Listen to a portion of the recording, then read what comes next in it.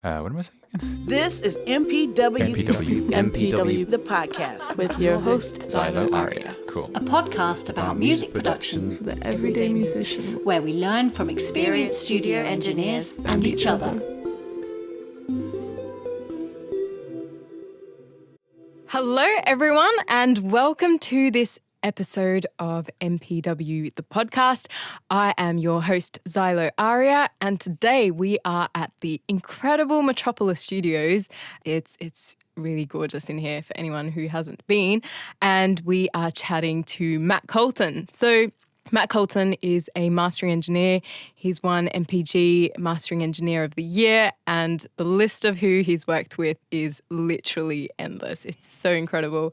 He's worked with Coldplay, Muse, Aphex Twin, James Blake, Fortet, Kanye West. Like literally, it just goes on forever. So very excited to have Matt on this episode. So hey, Matt. How you doing? You all right? Yeah, doing very well. So thanks so much for being here. Yeah, my pleasure. My pleasure. Yeah, we met for the first time, I think it was like 10 months ago now. Right. Yeah. Yeah, so I don't know if Matt knows this, but I was going through my the albums that I really like, and my favourite album of all time is Overgrown by James Blake. Yeah. Yeah, love that album. Like EP2 by FKA Twigs, love that as well. It's amazing. Yeah, just such beautiful music. And I kept seeing Matt's name and I was like, I need to get in touch with you. So then I found Matt's email address and then sent him an email, and I was like, you know what, if he gets back to me, that's great. If not, it's fine. And obviously you're a very busy person. And then after a little while, I heard back and it was so funny. I was just so excited. And I think I called my mum, and then she was like, I was saying, I just, got a message from Matt Colton, amazing master engineer. And she's like, what is a master engineer? Yeah. So I was like, okay, whatever. This is exciting. Yeah, so that was great, and it was very inspiring chat for me. Was it? Yeah, oh, good, yeah. I good. remember. I was like, I remember being really, really tired, and so I was possibly not like at my most captivating or sparkly. Oh no, I mean, I thought you were, and okay. And this was at your old studio. Yeah. The one you started as well. Yeah. Alchemy. Yeah, no, I remember leaving there and feeling super inspired. So, so then I was very glad that you kindly were happy to be on this podcast. So, of course, today we're talking about your favourite topic or what you know. Oh, cricket. We can talk about that. I love cricket as well. But no, the other one, mastering. Yeah. And, before we go into what that is, but, kind of on that, I guess the normal person in society doesn't really know what it is at all. And then even the people in the industry, I feel like not many people completely understand what it is. So how did you end up being a mastering engineer or getting into that, and what was your path? So I was playing in bands when I was a kid, and really the only career option that made any sense to me was sort of total rock stardom. But I kind of ran out of talent quite a long way before there. But, I was playing drums, I was playing guitar. We just started programming, like when I was about 16, kind of, MIDI had been around for a couple of years. And so, that was quite a revelation to me that I didn't need to put a whole band together. I could literally actually just write all the parts and MIDI could play it all for me. That was really cool. And so I did my A-levels at school and, left school at the age of 18, and I decided to go to art college because I wanted to find kind of like-minded, sort of musician friends and just sort of pursue music. And art was the only other thing that I loved. And also it looks relatively easy and do you know what I mean? Like very creative and all the rest of it. Yeah. So I did a year at art college. So I don't know if it's still the case now, but you had to do like a year sort of foundation course. You couldn't just go straight from like A-level and into like art degree course. You had to do this, which was probably good. It's probably to filter out people like me that actually didn't really want to go and do art. You know, we were just kind of bumming around a little bit. So I did that, and then yeah, a year at art college was enough to convince me not to pursue art as a career, although it was, one of the best years of my life. And so I was kind of bumming around. I was on the dole and, spent about 6 months, getting a bit down about life and not really knowing. I kind of knew what I wanted to do, but I'd had a sort of couple of opportunities, possibly to pursue drumming a bit harder than I had playing drums. And I'd kind of bottled both of them, probably looking back, although at the time I didn't necessarily see it as, bottling it, if you know what I mean. Is that an English phrase? Because I don't know what that means. Oh, right. As in, there's a sort of a couple of tours I was asked to play on, to go and play drums, and I didn't do it. Okay. And at the time, it felt like they weren't the right option for me. But I think possibly looking back, I was just a bit young and a bit scared to kind of do that. Do you know what I mean? It was so far out of my comfort zone that, I kind of managed to not take those opportunities, put it that way. Right. So, yeah, probably is an English expression.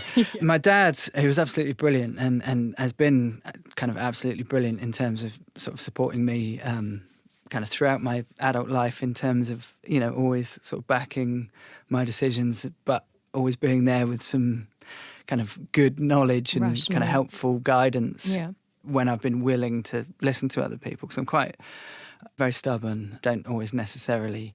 I usually figure that things that relate to me, I probably know best because I've thought about it a hell of a lot more than other people. But of course, that sort of discounts the fact that sometimes someone else can see something from a different point of view. And if you actually just listen to them, they might open your eyes to looking at something from another angle. My dad just happened to phone one of his mates who ran the local radio station. And said, my son's kind of bumming around and he wants to be a rock star. He really is only going to do something creative, but he's kind of got no leads and nothing's happening sort of thing. And Howard, who was the name of the MD at the local radio station, said, well, we're actually looking for an intern, or what would now be called an intern, to come and help write radio commercials. Does he want to come in and have a chat? So I went in, having no interest in writing radio commercials, but, working in a radio station seemed better than signing on. And I met this Aussie guy, and like full on ochre Aussie, do you know what I mean? Very blunt, very, very funny. Really, really nice guy. Managed to rub a lot of people up the wrong way, but me and him absolutely hit it off. We were in hysterics in this interview, in inverted commas. And also, I'd never met anyone who swore that much. Okay. And so the fact that I was kind of in a job interview and we were just like swearing like sailors and being, probably a bit childish and uncouth. I can't really remember. But anyway, to cut a long story short, so they took me on as an intern to write radio commercials, which, looking back now, like a 19-year-old, art school dropout, would you want them to radio commercials? Anyway, so I started doing that, and it turns out that I didn't really have a natural aptitude for writing radio commercials, although I did write a couple of bangers. But mostly they were like stuffed with double entendres, and it was just like me rehashing Monty Python sketches, basically.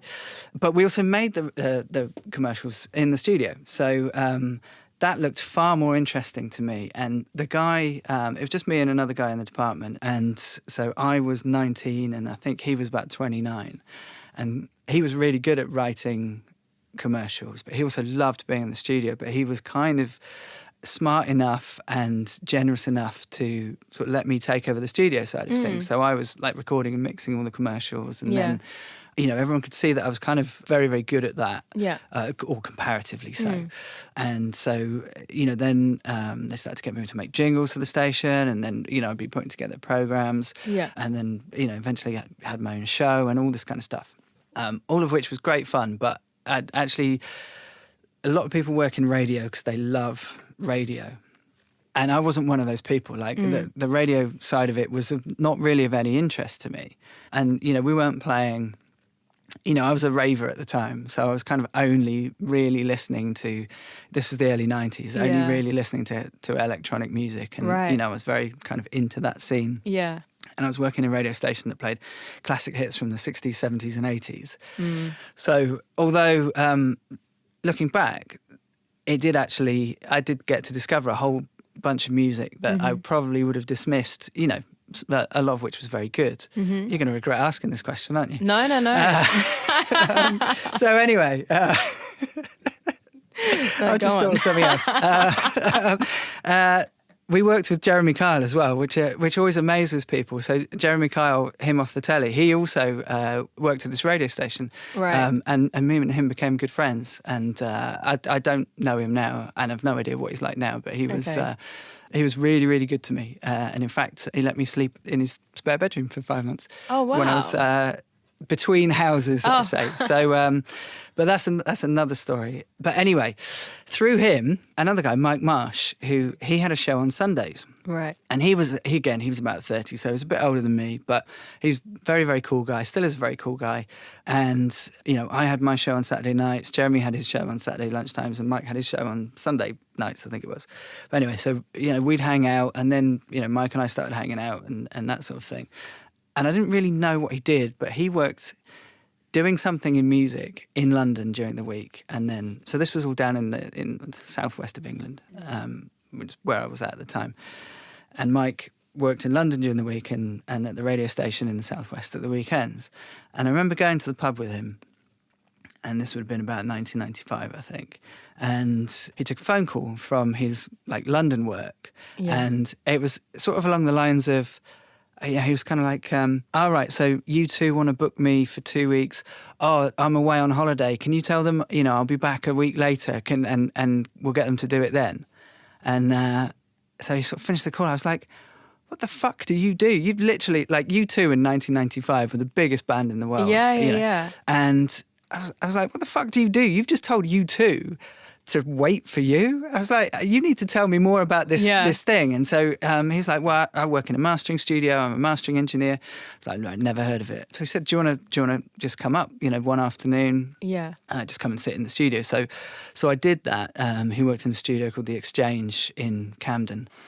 And, so I came up and it's a room much like this, massive speakers, vinyl cutting lathe, tape machines, lots of, I guess there probably was a computer in there. Yeah, there would have been at that time. But, lots of analog gear, and he was blaring out techno and, and it just all looked just so fascinating and wonderful and so much better than making radio ads. Yeah. So anyway, so I sort of said to him, well, I just want to be you, please. How do I be you?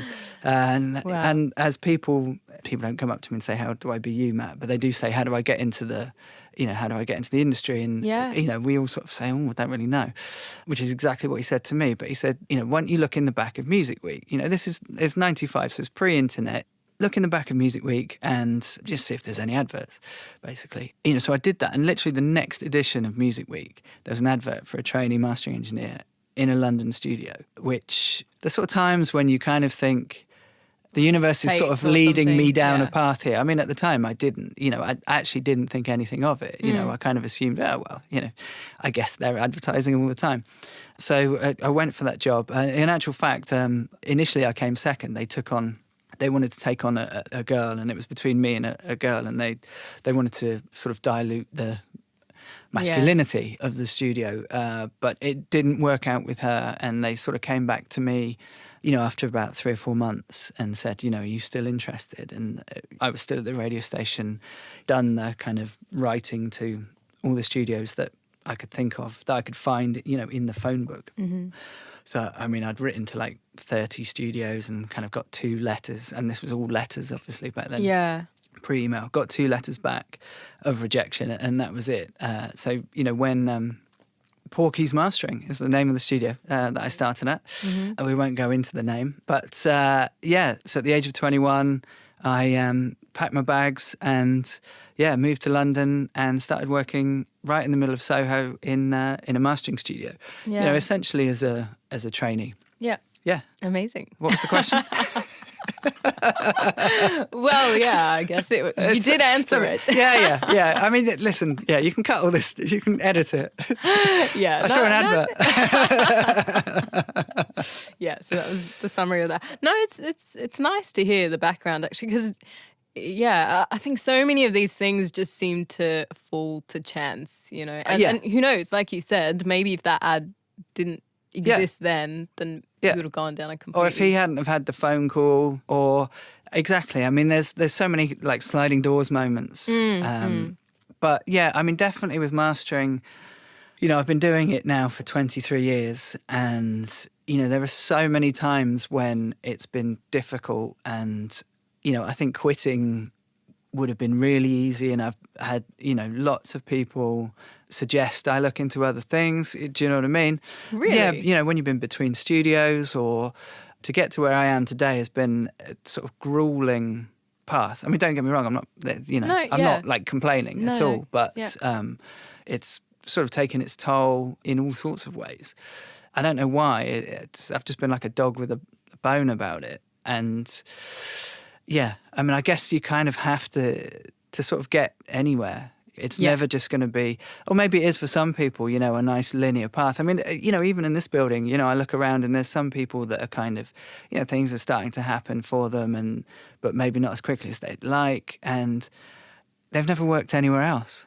Do you know what I mean? It's like, you fucking hell, you should have seen like the places that I've had to schlep through to get to Metropolis. Yeah. Do you know what I mean? And you've never worked anywhere else. Do you know what I mean? You don't know how lucky you are. Yeah. Yeah, but that's another story. Yeah, no, it's I think you couldn't be in a business or field like this, you know, like mastering, or even just some parts of the music industry, if you didn't love it, because there's a million reasons not to do it. Yeah, exactly. Yeah.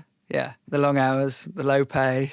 Yeah, all of that really, and and future uncertainty. I mean, you know. Exactly, and I think I was mentioning to you when I first met you. I studied accounting, I mean it's quite lucrative, definitely compared to doing music, you know. And but then it's just like what really makes you tick, you know. And if it's something that doesn't, it's just you got to think, you know, is that really worth it? Yeah, the kind of pay aspect. But well, and I have to say this, I've repeated this. This is a bit of advice that my dad gave me, and I've repeated this countless times, including in other podcasts. So this is not original content, but I'm going to say it again anyway. Yeah. Which is when I was on the dole, you know, before I got the internship at the radio station, you know, during a sort of dark night of the soul, I was talking to my old man and sort of saying, you know, maybe I should just, you know, suck it up, go and do a degree in accountancy or fucking economics or whatever, you know, something sensible, and get a job, you know, just so I have a job and a career. Yeah. And he said to me, you're going to be working for at least the next 50 years. And you're going to be working probably 5 days a week, every week for the next 50 years. It's great to have money, you know, and money will take a lot of pressure off you. But if you don't do something you love, it's going to kill you. Yeah. Do you know what I mean? Because you give your life to this, you know, such a huge part of it. And, and that's always been, I think that's a great piece of advice. Yeah, definitely. And it's amazing to hear that from a parent, because I think that's not always, like I really do believe all parents, you know, whatever the circumstance, do want the best for their kids, you know. Yeah. But that's not always the advice they get. Also coming from a place of love. Just because they know what a struggle it can be. Yeah. But I think I've definitely come to that conclusion that it's you just have to just blindly follow the thing that excites you most. And then just hope that you'll end up in the right place. And we'll see how that turns out. But, yeah.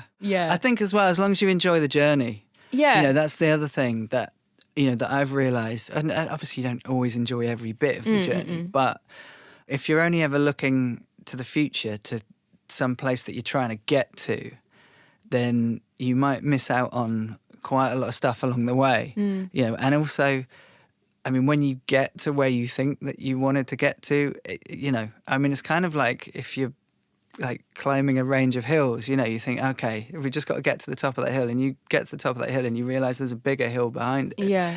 You know, and I think it's kind of, life is sort of like that anyway. Yeah. So, I mean, I think that's the other important thing, is to kind of, you know, also I mean, yeah, just enjoy it and not just be tormented about where you're at relative to where someone else is at. Oh, yes. Yeah. I mean, that's, I've been like really motivated my whole career. What I do is, there's a lot more people doing it now, but even so, it's still quite a small field. And, there's always been, engineers that, I'd look up to Mike Marsh or to Paul Solomons or Ray Staff or, out in the States to the big names like Doug Sachs and Bob Ludwig and all those kinds of things. And not saying that I've reached at the level of any of those, or Greg Calby or Ted Jensen. I mean, actually, there's loads of names, or even, in this building, like John or Stuart Hawkes or whatever. Actually, it's quite motivating to sort of think, if they can achieve that. Yeah. Now, Bob Ludwig's got 70 Grammys. I may not get 70 Grammys. I don't even know how many Grammys he's got. Wow. But it's like, he's got like a table and it's just covered in Grammys. But I'm not daunted by the fact. And I kind of think, well, there's nothing too fundamentally different between us. Do you know what I mean? We're not like a different species. And with hard work and application and like effort, do you know what I mean? Like I work at least as hard as anyone else doing this, probably harder than most.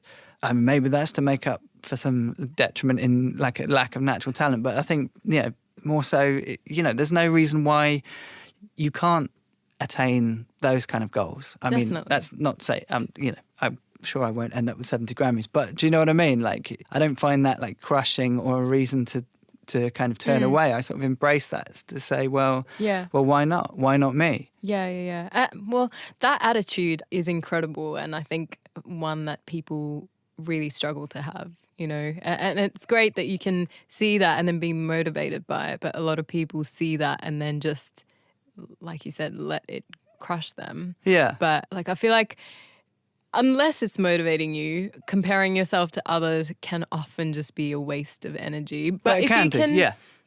I think if you can compare yourself to where you were, that's the only really good way to compare, because that's very true. Yeah, because you can keep comparing to other people, but then if you think 2 years ago, where were you and what were you doing, and hopefully that's you've gotten somewhere that you're a bit happier or whatever it is, and then that's all there is, And I think that's also a good way to try and stay humble as well, which I mean, sometimes I struggle with that. I think probably sometimes everyone struggles with that. In fact, one of the great things about mastering I've found is that the minute you sort of think, I'm the boy, do you know what I mean? I've got this.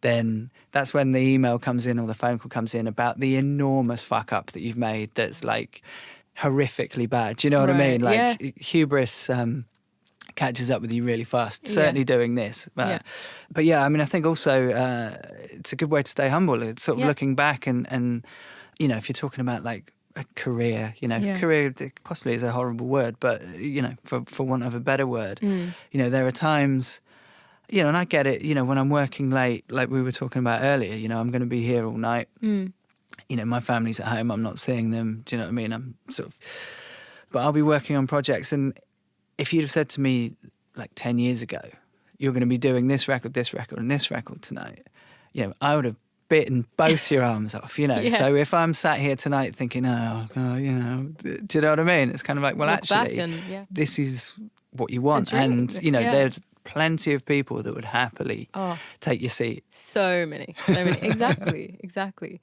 I feel like we could chat for like 3 hours, Matt, because we haven't even got to the first question yet. This always happens. I think it's you. It's just like, I mean, I'm quite enjoying this chat. I should probably get to some of the should we try a question? Let's give it a try. Right. So the first thing, which was defining what you do. So what is mastering for? Oh, right. For how much space have you got on the hard drive?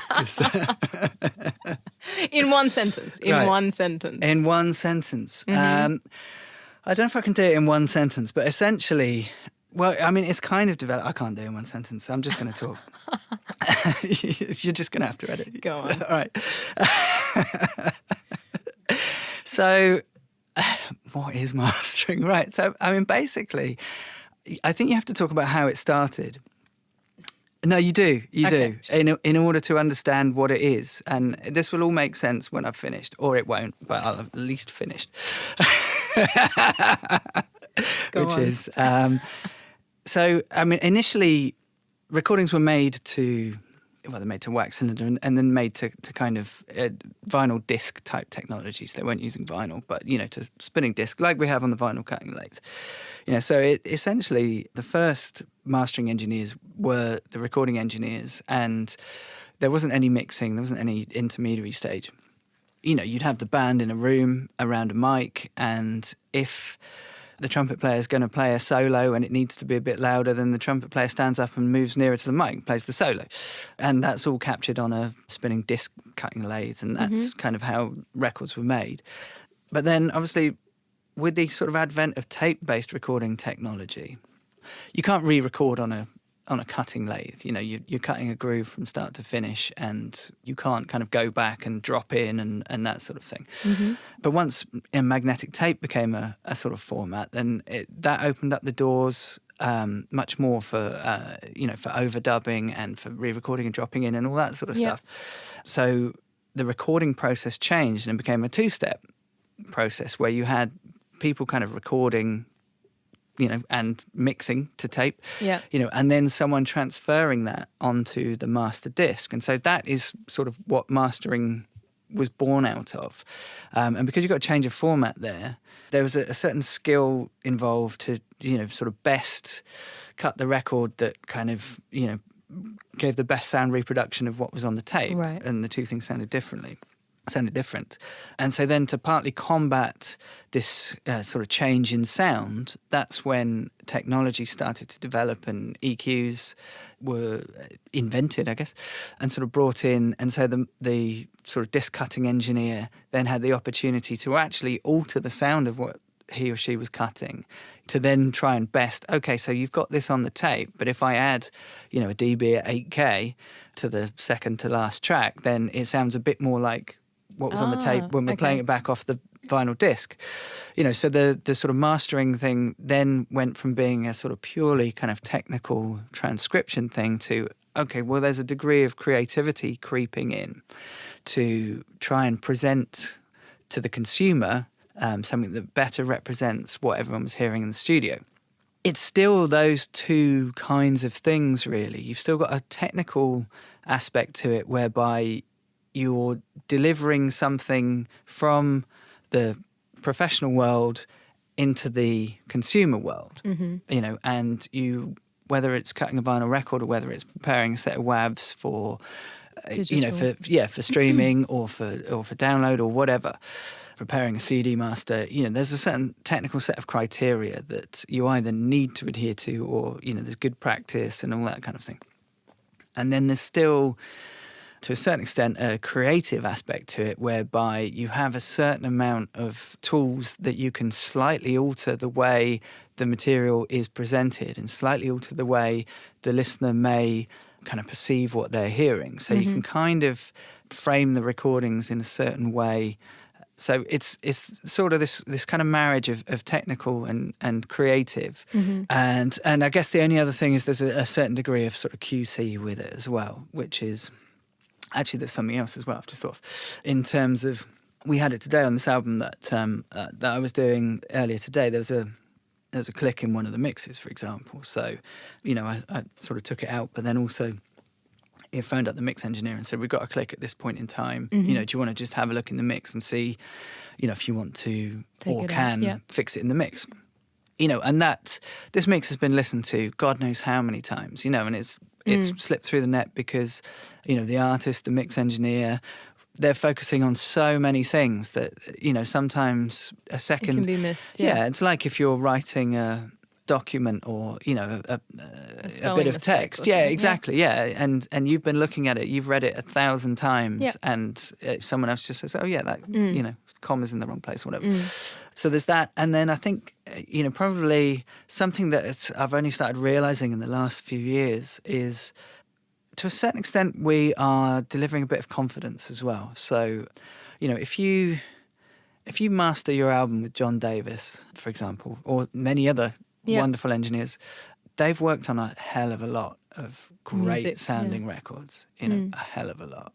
Or me, I mean, I worked on at least 20,000 records, at least. That's crazy. So there's a sort of degree of kind of experience and overview there that we have that is greater than any non-mastering engineer. And that's not being arrogant or saying, I'm not talking about like golden ears or any kind of nonsense like that, but just in terms of, we have a certain perspective that is quite unique. And so if you come to me and I say those mixes are fucking great, they probably are. And if I say, you know what, there's one mix on this album and it's just, for me, it's not like up to scratch. At the same level for these reasons as the rest of the record. You don't have to agree with me, and I could be wrong. I'm not saying I'm always right, but it's coming from a sort of position of a great deal of experience. So that, so there's kind of that kind of thing as well. So that is really what we do. Okay, yeah. Well, I mean, some of the things that you said kind of sounded like mixing, like when you've got a recording and you're treating it in a way that you want it to sound like it was in the studio or whatever it is. But there's obviously a difference in it's not done or you do that on the kind of end last wave of it. Yeah. I mean, it's very similar to like grading in picture, in like movies and stuff. Like this footage here, this is shot. I can't reshoot this. Yeah. I can't grade it either. That's not what I do. But someone who can do that can take that and by playing about with contrast and, filters and whatever else they do, they could present it in a way that might help to skew the viewer's perspective on how they're supposed to feel when they watch this, right? And that's kind of how I view what we do. How can we just help the listener get into the right headspace for this record, because at the end of the day, recording is about emotion, right? That's actually the only thing that matters in a recording. Yeah. Is have you successfully communicated the emotion to the listener? Yeah. Because if they're feeling it, then they're going to be digging it. And if they're not feeling it, then the mastering isn't going to change that. That's kind of the creative aspect that we're trying to just dig into and just kind of help. Or in the same way, like another analogy, mastering engineers love an analogy as well. If you take a painting, someone's done a painting. Picasso did paintings and then he'd take them to his framing guy or possibly lady, I don't know who it was, and they'd select a frame and frame the painting, and then it's going to get hung in a gallery and someone's going to choose, the spacing between the paintings and the lighting and that kind of thing. That's a good analogy, actually. Yeah. I do quite like that. Okay. Yeah. Okay, yeah. So setting use the that scene. one. But yeah, no, that's good. That's good. So when you start a master, are you always following the same steps, or what's your process when you do that? Yeah, sort of at a basic level, you kind of have a listen and have a play with it and see where you end up. That's my basic process. That's specific. Yeah. I'm very professional, but it sort of depends on. I like to get people in. Work on a lot of albums. So if it's an album, then I'll load up a session of all the mixes.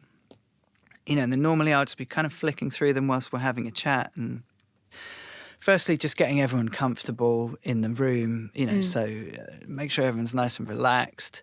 But also they're hearing stuff, music that they're familiar with coming out of the speakers that they aren't familiar with, just to kind of, just get everyone relaxed. And also it's kind of good for me to, sort of listen at a more kind of macro overview level initially before kind of diving in. And, if you put the microscope on something too quickly, then you may get lost in the detail and sort of miss the bigger picture. And then whilst I'm doing that, I'll be kind of having a chat to sort of see, just to find out a bit about the record, the process behind it, because normally me doing that for 20 minutes usually I'm pretty good at this now in terms of I then usually know kind of how they want the record to sound, from what they've said and from what they've brought in. I'll sort of mark maybe kind of 3 or 4 best sounding what I think are the best sounding mixes, you know, and then I'll just kind of dive in and just start working on, you know, one of those, pick the best one, and just kind of have a play. If they've got any references, their own reference listening versions or anything else, we'll sort of go through those, and then just kind of just A/B it with them. And okay. Well, that kind of ties into the next question, which was like, when someone approaches you for a mix, what do you expect from them? Like, so do you usually ask for a few different types of mixes, or? No, not at all. No, I mean, for me personally, my general view is we're subservient to the mix. You know, the mix is where 80% of the sound of the record is decided. Sometimes more, sometimes 90% or whatever. So I don't necessarily feel that me coming in and then like trying to change a whole bunch of stuff in the mix is the right approach. Sometimes it is, you know, but that's rare. You know, for me, it's kind of like, you mix the record till you're as happy with it as you can be. Yeah. Tell me any bits that you aren't happy about, and let's go from there. Yeah. You know, and then that gives me a good reference point as to, if you've mixed, you know, or had a record mixed and it sounds this way, then I'm assuming that you like that. You know, unless you've told me you don't. Yeah. So that gives me a good benchmark, good barometer to work to. Because the other thing as well is, you know, I'm a big fan of like records just having their own Character. Personality, character. Yeah. You know, I'm not trying to make everyone sound the same. Things can sound however they want. Ultimately, it's only music. We don't need to be kind of beset by a whole bunch of rules or ideologies unless we want to be.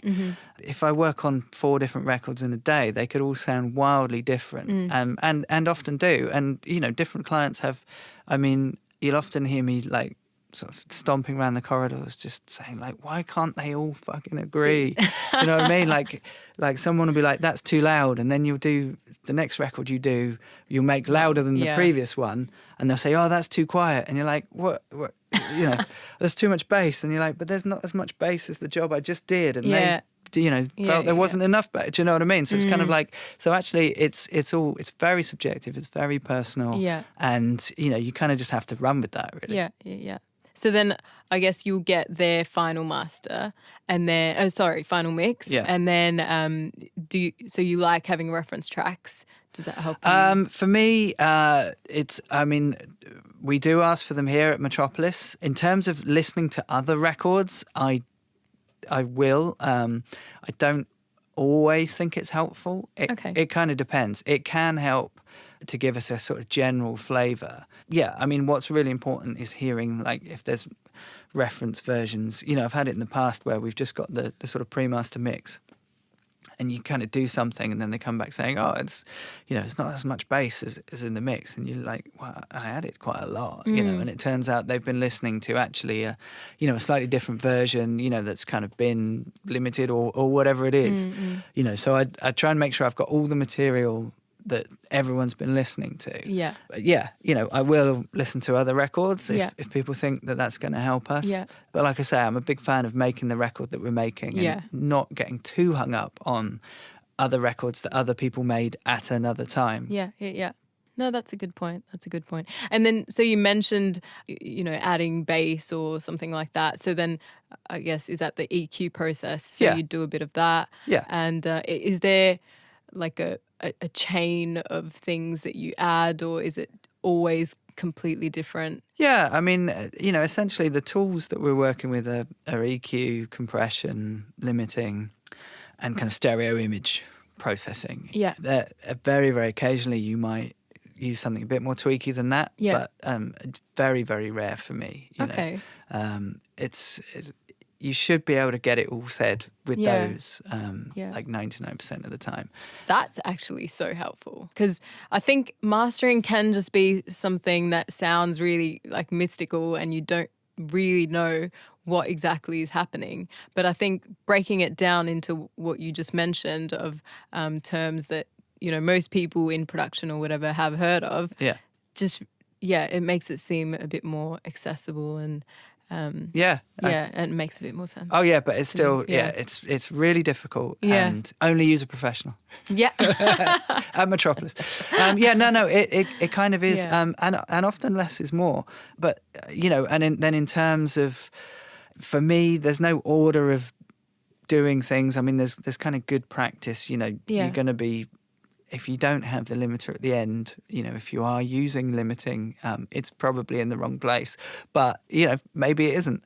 And there's analog and there's digital, and, there's kind of ways and means and different ways of combining things. And the other thing as well is, like if you look at the Sontec EQ that's by your kind of left, by your laptop there, if we add a dB at 2K on that, it sounds different from adding a dB at 2K on the one above it, which sounds different from adding a dB at 2K on the one above that, Right. et cetera, et cetera. Everything has its own sound. And then when you're building up a sort of chain of processes, then they all interact, sort of with each other as well. So, and then you swap the order of things and that changes things. So it's kind of just about sort of finding the processing that best suits the track, which can be a whole bunch of stuff. It can be very, very little. And in fact, often you can achieve a huge amount and, have clients be absolutely blown away by how you fundamentally changed the sound of this record for the good. And you think, it's like one EQ and a limiter and that, I've just 1 dB at 3K. Wow. That's it. Do you know what I mean? But if you do the right thing, then it can have a big difference and can be all the difference. Yeah. Do you know what I mean? And Yeah. it's not necessarily about, digging in. Sometimes it is. I've spent all day doing the most comprehensive EQs, like super, super complicated stuff, which is what that particular record needed. And it's just a case. That's what when I say, I have a play around with it. It's about finding the processing, the sound that resonates with the mix. But yeah, it's good knowing that the tools, obviously there's a million combinations of how you use them, but aren't something crazy that no one's ever heard of, really. No, not at all. Yeah, because you often hear of all these like specific like mastering plugins. I don't even know what's in there. Me neither. But yeah, okay. Well, Me neither. No, I mean there's a lot of things that like end with like Isa on the end. Do you know what I mean? There's a lot of maximizers and exciterizers and all this kind of stuff, and mostly that stuff's like really fucking bad. I mean, not like I'll take that back. Mostly the stuff is to be used with caution, let's say, because very little of it will be on the great sounding records that you know and love. Yeah. No, it's good to know. It's to be good honest. to know. Yeah, yeah. Also, so now that we've got so many different formats of music, is the process vastly different depending on, if it's for vinyl, if it's for digital, and I don't even know what else people ask for now? I mean, sort of yes and no, really. I mean, I think, with my approach is to try and usually is to kind of get one sort of master sound and then derive the other stuff from that, if you see what I mean. Yeah, yeah. So you limit the amount of questions that you're asking the client, not because you're trying to hide things from them, but just in terms of let's get to the point with the client that we have one kind of approved set of masters that they understand. They've had the mix and these are the approved masters and they can see how they relate, and that's everything else then is kind of going to derive from those, and however we sort of subtly adjust those, whether we're cutting, vinyl lacquers, whether we're running cassette masters, whether we're doing, sort of streaming specific masters or whatever. It's all easy to understand that it's derived and it's kind of like a secondary, almost technical part of the process that we're taking care of. That means that the client doesn't need to have a whole bunch of masters that they then feel that they need to approve and, cross-reference the sound against each other. Do you see what I mean? And this is not, like I said, this is not to sort of remove the client from any decision-making, but it's simply you don't want at this stage to be having a whole bunch of different masters. And do you know what I mean? Yeah. Because everyone's trying to get the record over the line, and they don't actually need what I normally say to people is, I'm going to cut your lacquers for your vinyl record. You don't actually need to know if I'm going to stick a roll off at 25 hertz in the bottom end and narrow it below 100 hertz. Don't worry about that. Yeah. It's kind of meaningless. All you need to worry about is you're going to get your test pressings, play them. If you're happy, then great. Yeah.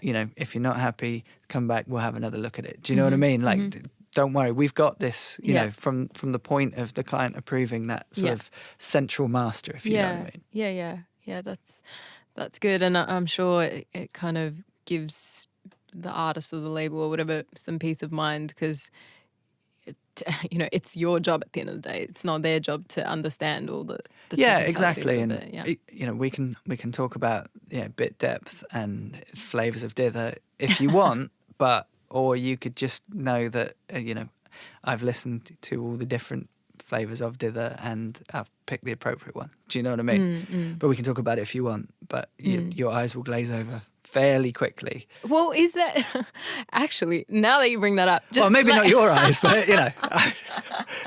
for some people, but actually, you know what, we won't go into that because hey, listen, we could do the dither edition. Well, yeah, because I mean, obviously, in a mix, so dither is just a slight sound, isn't it, or like a noise? Yeah. So dither is here you go.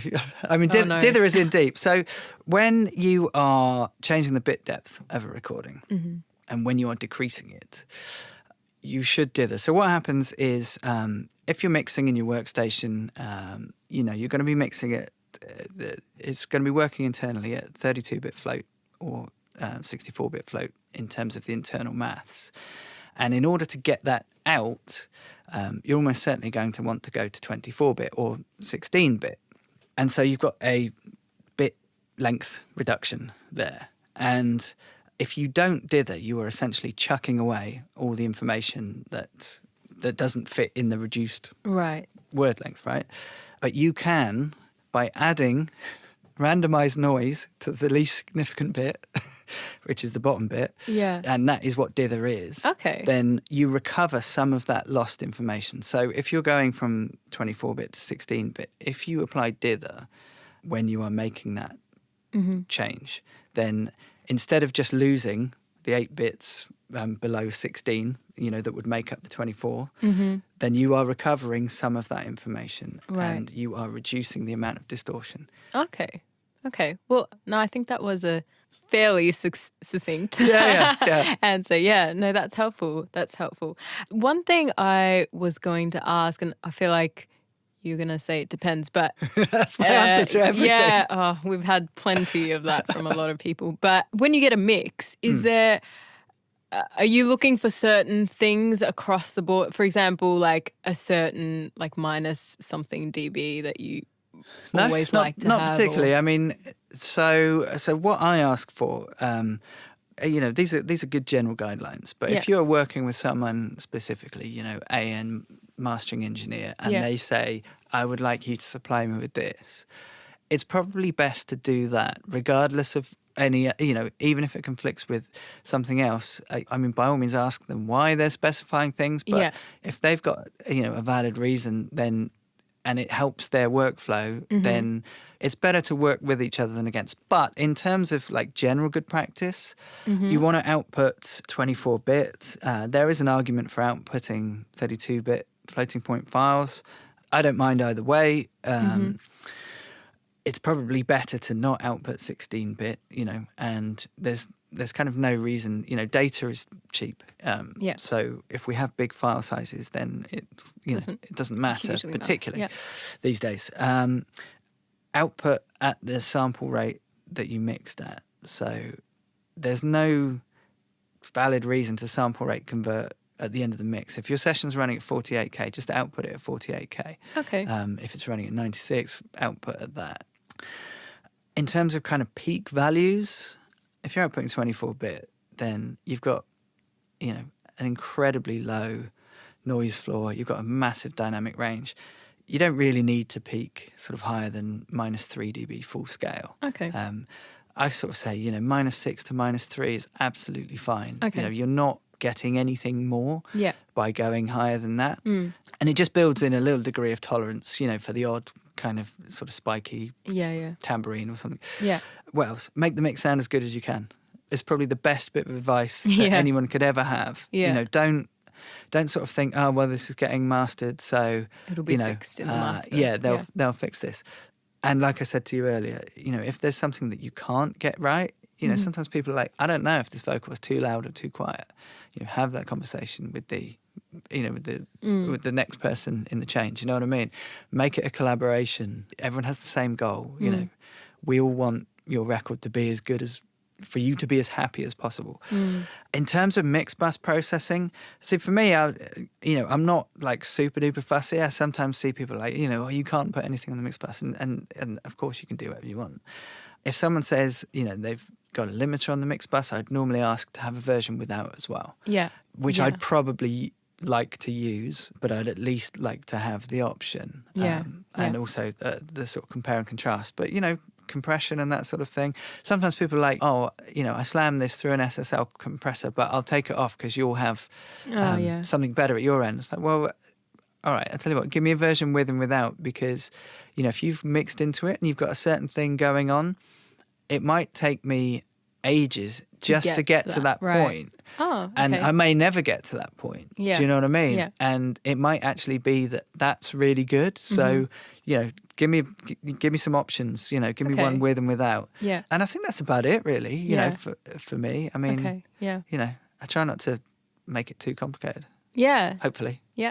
No, that's good. That's good. And the mix bus processing, for anyone that doesn't know, is just adding effects onto the master Yeah. of your exported finished mix. Yes. I guess. Yeah, So yeah, interesting that you don't mind leaving something on there. Another thing that I was listening to this talk from Mandy Parnell on the weekend, and she's another great mastering engineer for those who don't know, and she seemed to really get frustrated about the loudness argument, and Yeah. I wonder how you feel about that. But I think you just mentioned before that some people think it's too loud sometimes. But it seems like, for the people around me, loudness it's just like, is that the feedback that you get most often, and is that frustrating? I mean, it's frustrating at times. Yeah. And, I mean, if I listen to, I'm in my mid-40s, so I remember, the great sounding records of the late 80s and the great sounding records of the early 90s, before digital limiting. And, a lot of those records are records that I really like the sound of, but isn't the late 80s anymore. It's not the early 90s. We kind of are where we are. And for me, I just try and do the best I can and hit the mark for the client. Mm-hmm. Whenever I'm doing a first pass at something, I'll make it as loud as I think it can go. Mm-hmm. And, sometimes that's too loud. Sometimes it's not loud enough. Usually it's about right. And, there's you get a certain intensity. The thing about loudness and the way people are kind of listening to music now in terms of streaming and that sort of thing is there's so much adaptive loudness normalization that you can't be the kind of loudest record anymore in the same way that you could like 10, 15 years ago. The difference between something that's very, very loud and something that's not very, very loud, when you're listening on, your streaming service isn't that great. But what the difference is kind of in a sort of intensity. So something that hasn't been dynamically reduced a lot is going to have sort of more punch in the drums, more snap in the snare, and more space in it. And something that has been, squashed a lot is going to have a lot more intensity, but less Lose space and kind of less dynamic. Less sort of dynamic in the rhythm. And you kind of say globally that one is better than the other. It's sort of horses for courses, and like I said, it's all subjective. And for the record, I'm sure Mandy isn't saying that globally, everything is fucked or whatever. I know Mandy very well. She's amazing. Always worth listening to. Yeah. So I you know, I know other engineers that like take a very principled stand about how, and it's almost like a badge of honor. It's like, how quiet can I make this? Do you know what I mean? It's kind of like sort of some kind of like anti-machismo, you know, and that's absolutely fine. You know, I mean, for me, I'm pretty busy. Yeah. I'm doing some good records and just trying to make them the best I can. And, you know, if the client's kind of smiling, you know, there are times when we get asked to do stuff that I don't think, you know, maybe sounds as good as, you know, like an earlier version or whatever. But they're really happy with it. Yeah, So, yeah. you know, I mean, you know, I'm not like the god of how things should sound, you know. Cool. No, that's helpful. So I think we've covered like most of what I wanted to talk about really with mastering, but we have just a couple of questions from our audience. So yeah, we do. Amazing. So there was one from Darbush in Indiana. So she asked, what's the easiest and what's the hardest thing about mastering? What's the easiest? The easiest thing is that I just get to sit down in this like amazing acoustic environment and like, okay, so I'll tell you that I love questions like this. It's so much more interesting than dither, right? So I used to like just spend my youth seeking out, you know, new music. And, you know, if you got a record by Mudhoney, you're like, okay, and then, okay, so we need to check out Tad, we need to check out Nirvana, blah, blah, you know.